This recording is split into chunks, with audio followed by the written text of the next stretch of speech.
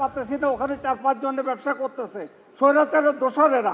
রাজস্ব বোর্ডের সঙ্গে ধারাবাহিক প্রাক বাজেট আলোচনায় কর্পোরেট কর কমানো সহ নানা খাতে প্রণোদনা চেয়ে আসছেন ব্যবসায়ীরা।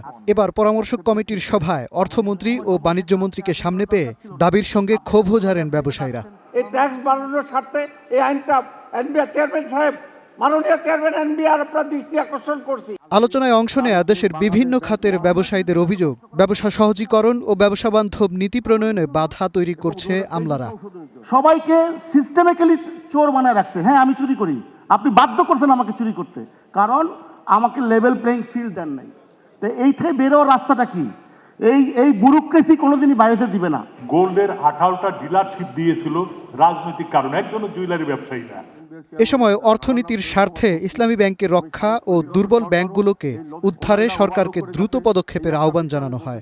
ইসলামী ব্যাংকে যদি বিশেষ ব্যবস্থা না গ্রহণ করা হয়, 3 কোটি ব্যবসায়ী ক্ষতিগ্রস্ত হবে, দেশের পুরো অর্থনীতি ধ্বংস হয়ে যাবে। ব্যাংক লুট করে চলে গেছে যারা, তারা মনে হচ্ছে খুব ভালোই আছে।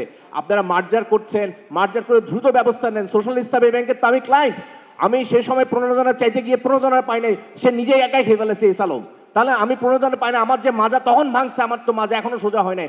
আলোচনায় বাণিজ্যমন্ত্রী বলেন, ব্যাংক ঋণের সুদের হার ও জ্বালানি সংকট সহ ব্যবসা খাতে নানা প্রতিবন্ধকতার দিকে নজর দিচ্ছে সরকার। ধুকে ধুকে একটা অসহনীয় অবস্থার দিকে যাচ্ছে। এখান থেকে ইন্ডাস্ট্রিগুলোকে ফেরাতে হবে। এখানে জ্বালানি সমস্যা আছে, ব্যাংক ঋণের উচ্চ হারের সুদের সমস্যা আছে।